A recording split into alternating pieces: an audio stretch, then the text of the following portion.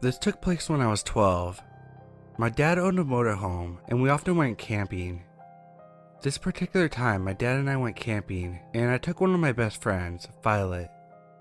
For some background on how this place is set up, there was a road where on one side there was a large campground where we were staying, and on the other side there was a forest area. In the forest area, there was a hiking trail that was about a half-mile long, and in the middle of the trail there was a creek and a long concrete tunnel. On the night that we were going to be staying there, I had finally convinced Violet to go walk the hiking trail with me since she refused to go the other times, and I asked my dad and he wouldn't let me go alone. I wanted to go when it was dark because I thought it would be fun. Violet, on the other hand, did not think it was going to be so much fun, but I brushed it off and called her a pussy. My dad didn't want us to go out when it was too dark, so we waited until dusk. We got some flashlights and headed out. We entered the forest and I had a headlamp and Violet had a large flashlight. I was walking in front since the trail was only big enough for one person to walk at a time. As she was very paranoid, she wanted me to go first. We walked until we got to the creek and there was a large square-shaped concrete tunnel at the beginning of it. Because I wasn't really afraid of much, I wanted to go inside. I tried to convince Violet to go with me, but she refused multiple times. "Come on, it's just a tunnel. What's the worst that could happen?" I asked her. But she was really paranoid about the whole thing and said, "No way. You can go if you want, but I'm staying out here." I eventually gave up and went in by myself. I was about 5'8" at the time, so when I got inside the tunnel I had to crouch down quite a bit to avoid hitting my head. There was water on the floor that ran into the creek, but it wasn't even enough to get into my shoes. There was a lot of graffiti all over the walls. I shined my headlight all over and did my best to read it.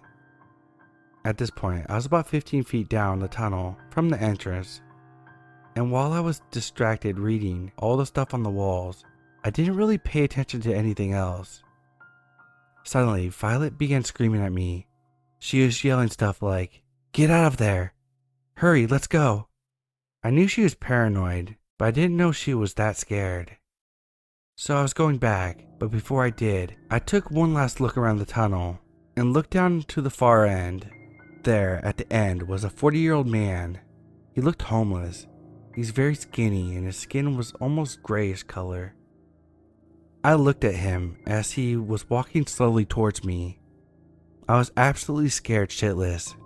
I ran out of the tunnel as fast as I could, and because my curiosity always gets the best of me, once I got out of the tunnel, I looked back, and he was just standing at the entrance looking at me. I wasn't sure how he got there so fast, but he did.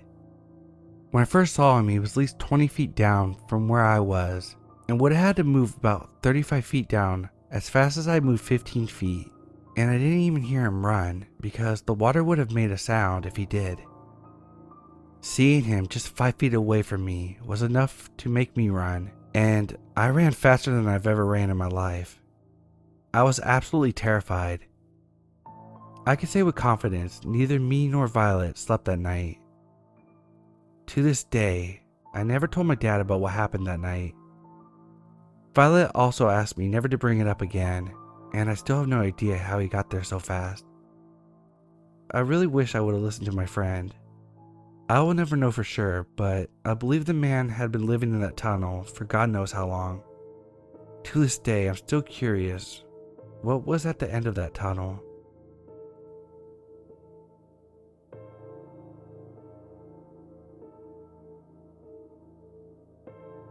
So about 2 years ago, a friend of mine had moved into his own apartment. The sofa that was in it was old and worn, so we decided he would try to find another one in better condition.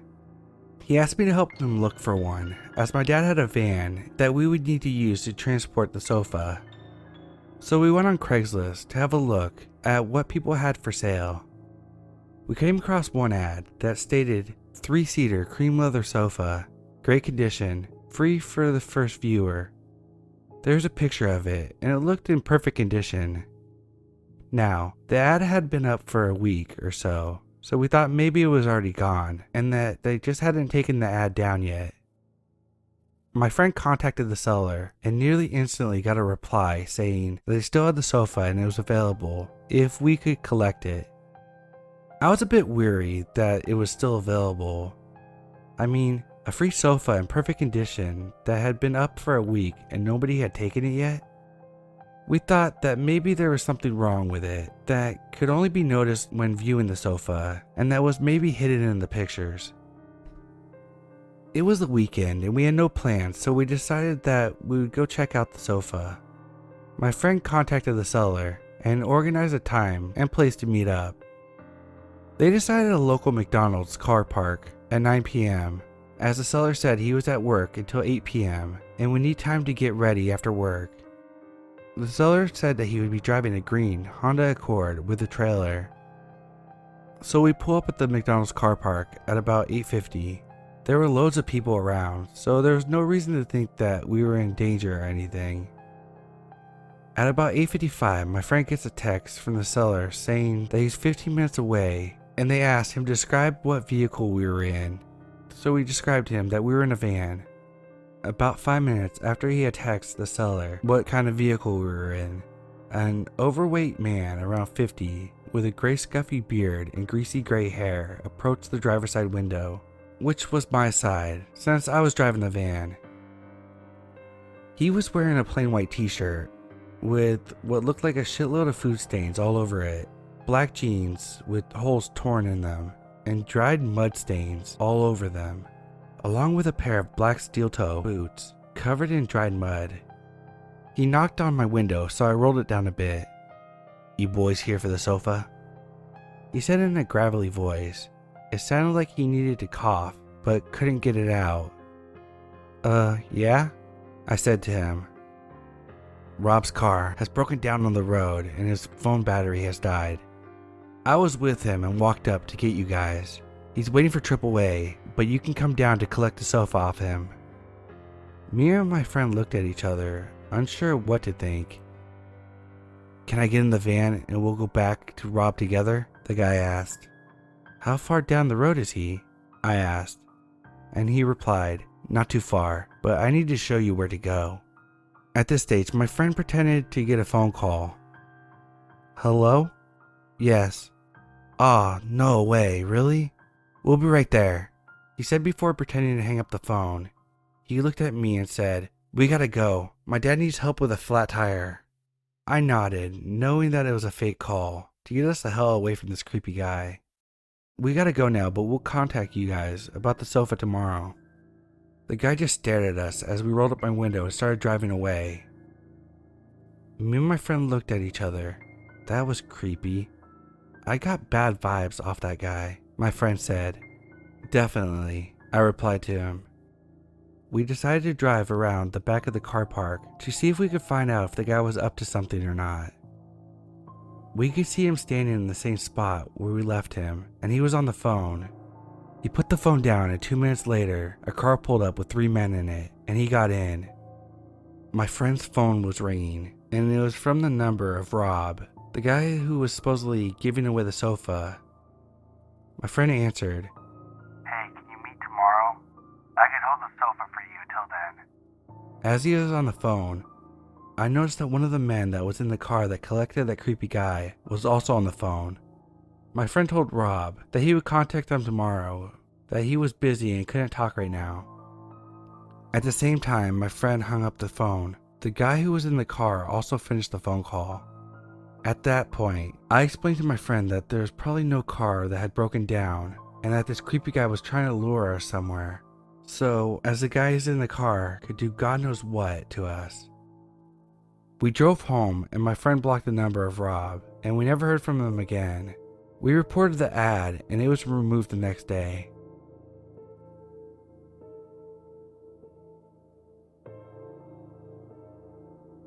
So this is a fairly short story, but it still freaks me out that it even happened. It was around 11 at night, and that's when my dad usually gets home from work. We always go around the back with some algae cleaning fluid to put in our pool overnight. We would also turn the pump on. That night, I remember we stayed out for a few minutes after because we could see a pretty neat looking view of a thunderstorm in the distance. And that's when I saw him. Right next to a huge tree, about 30 or 40 feet away from me, there was this dude standing there, staring in our direction. He walked forward a bit, but stepped on a stick and ducked behind the tree. I assumed he also saw me staring back at him, so he made sure to stay clear of sight after that. I haven't seen him or had anything similar happen since, but it scares the crap out of me knowing that if my dad wasn't there with me, he may have come after me.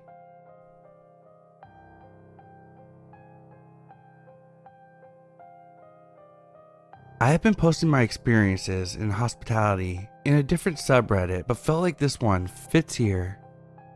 2 nights ago, a guest came to the desk and asked for extra amenities. The way he spoke was very childlike, almost shy to ask for said items. It's not like anyone would be embarrassed asking for shampoo, conditioner, soap, and toilet paper. He even moved like a child, kinda swinging his arms back and forth. It was actually uncomfortable to see. He asked my name, which I actually had my name tag on, and I told him, and he literally giggled. A grown man giggled like a little kid. He said it was nice to meet me and told me his name, and then he walked away. He came back a few seconds later, and in a regular voice he asked about the gym. Another guest had witnessed the entire thing and just looked around. Were we in the movie Split for a few minutes? Like, did that exchange really happen? Was I talking to the same person? Anyways, later that night, he was another person. A person who was very angry and shouting about drugs and France. Really, France. I don't know what that had to do with what he was ranting about, but I hope you get the help you need. And please, never come back.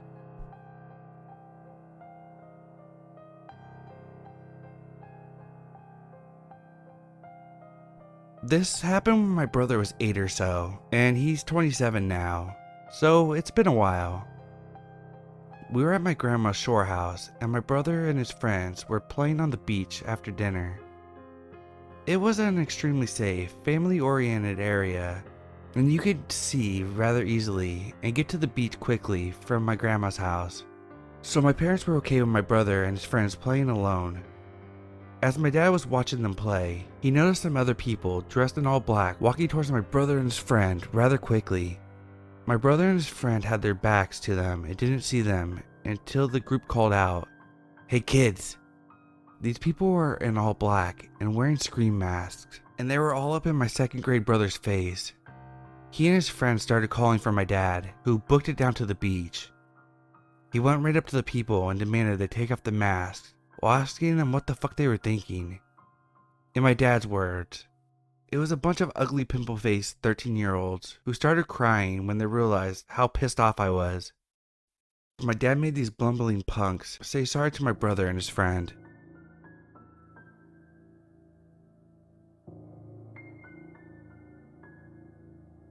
I remember a situation that happened to me when I was younger, 15 years old to be exact. It was a hot summer, and I was at home bored. I had a boyfriend at the time, and I asked my mom if she could take me to his house. He lived about 10 minutes away by car. She said no. I got angry, so I took it upon myself to walk in the hot summer heat to his house. Mind you, the walk is about 20 to 30 minutes from my home. I was a dumb youngling, I'll tell you that. I didn't think anything bad could happen since it was during the day. I started walking and walked the roads close to the expressway. A car, blue early 2000 Mustang, pulled over next to me, and a man in his 30s puts his window down and asks me if I need a ride. It's important to note that I was wearing a romper, which consisted of a spaghetti strap top and shorts. I stupidly walked like that through town.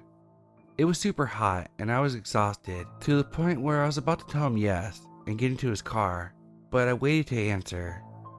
I got a very quick look at his eyes. He tried not to be obvious, but I don't know how I was able to see that he had looked me up and down and kept staring at my legs. That in itself told me that I couldn't trust him and told him, "No thanks." He then asked again, "Are you sure?" I said, "Yeah, no thanks." Then he got angry, rolled up his window, and sped off. I'm grateful that I got a small glimpse of his intentions, and my 15-year-old dumb self stayed away from danger.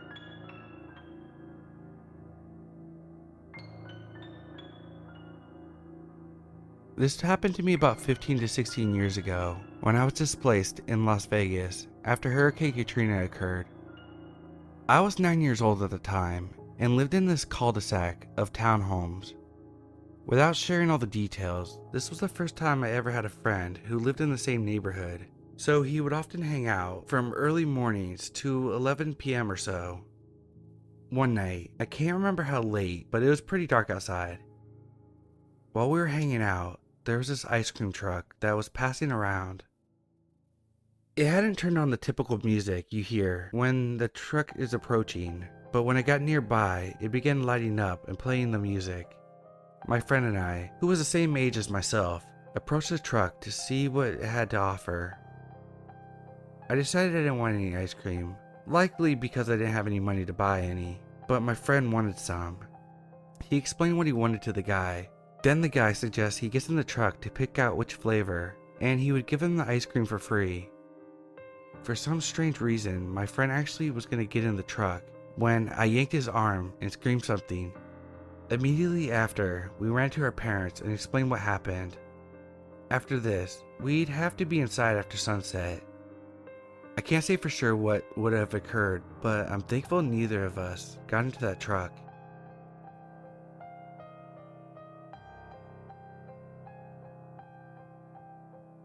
This happened to me around 3 years ago when I was in the first year of university and I was living with 2 other roommates. I was walking home from the station only 15 minutes from our house, and it was only 9 p.m., so not super late. But the area was pretty suburban and didn't have a lot of street lights. There were a couple of people that came out of the station with me, but as I walked, I noticed that it was only this one guy who was jogging. Didn't think anything of it as I was used to walking this road. But then he starts acting kind of weird, like instead of crossing the road on the stoplights, he would jump on the rails, even though there was cars passing, and he would have to change his pace a lot. This whole time he was in front of me, so I was kind of keeping an eye on him already. Then he stopped by a bench to tie his shoelace, so I ended up walking past him, which already made me worry since I couldn't see him anymore. Then, all of a sudden he runs up behind me, hits me in the head, and takes my hat. He already had a hat of his own, not that it matters. He continues jogging, and I guess I was so shocked, I just stood frozen. Then all of a sudden he turns around and starts jogging towards me again, so I ran for it to the nearest gas station, where I told the guy behind the counter, and he offered to get me an Uber home. I of course told my roommates so they would be careful and vigilant. Then, not even a week later, I was walking home, during daylight this time, and I noticed another man looking at me and following me in the same area. So I ran to the gas station again, but before calling an Uber, I saw him waiting outside, and under his hood, it was the same guy. I called an Uber, and had it take me to school instead, in case he found out where I lived. I was way too paranoid and got me and my roommates to get the hell out of that house. A few months later, I found out from a friend that there was actually a series of murders that were happening in the same area at the same time to Asian girls. I'm Asian.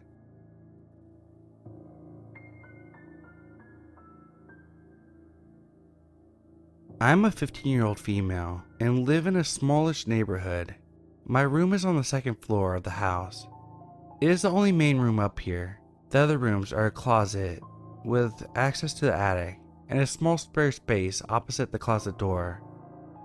All doors are on one end of the room, and the windows are on the other. Near the windows, I have a large chair. It's red and soft, so I sit here often. When in the chair, my right side is to the window. Story time. For the past few weeks, on and off, I have been hearing what sounded like tapping or walking on the roof near my window. It's kind of soft, so when watching Netflix or having a fan on, it can be hard to hear, but it's happened a handful of times that I know about. Just a few minutes ago, it sounded sort of like a ladder being rested nearby and a few taps of steps. I got up and turned off the light so it wouldn't reflect off the window and block my view from outside, but I still couldn't see much because of the darkness. One significant thing that I think happened a few months ago. I do believe in the paranormal, and there have been a few things like that around the house, but I'm wondering if it wasn't paranormal at all. A few months ago, the lights in my room were off, and I had been kind of drowsy. It was around 11 o'clock at night. I was laying down, but sat back up in my bed, which at the time was positioned so I had a slight view of the window. I completely woke up when I saw what appeared to be kind of a messed up face. It was sort of droopy, and the eyes were positioned so that one was lower than the other. I jumped up and turned on the lights. By the time I turned back, whoever or whatever it was gone. At the time, I thought it must have been something paranormal. Nothing ever happens where I live. It looked too creepy and off to be a person. Currently, because of what I've been hearing on the roof outside my window, I think what I saw that night was a person. I'm not sure what to do. I have dogs, but they sleep downstairs in the master bedroom behind closed doors. Please share your take on this and any advice you might have for me. I appreciate it.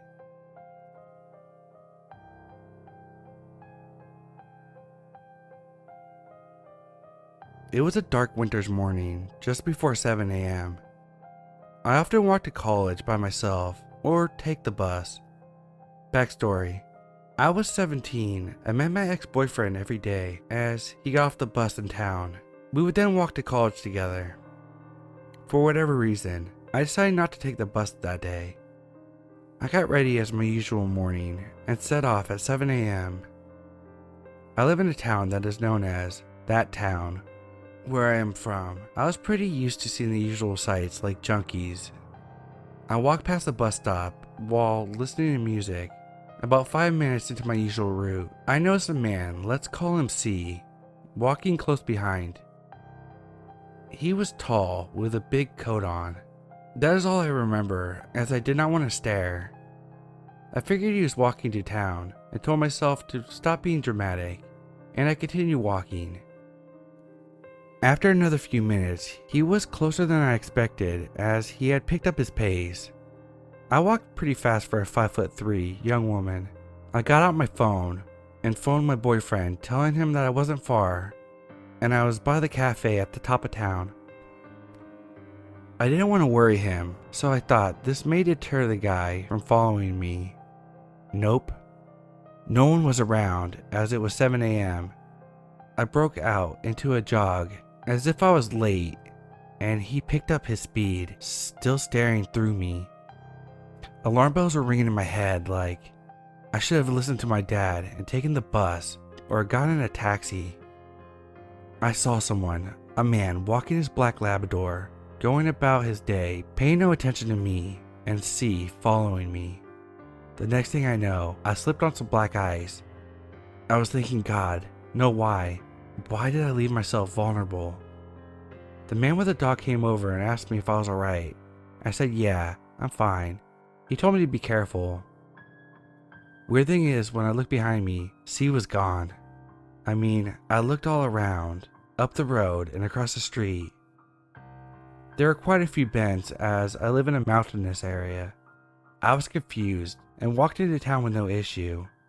I got to my boyfriend and told him. He was visibly upset, but was glad I was okay. He tried to reassure me that he was possibly on some drugs and he didn't realize what he was doing. Then why, as soon as the man with the dog appeared to talk to me, did he disappear? I don't know, but C, creepy stranger that followed me for 15 minutes. Let's not meet again.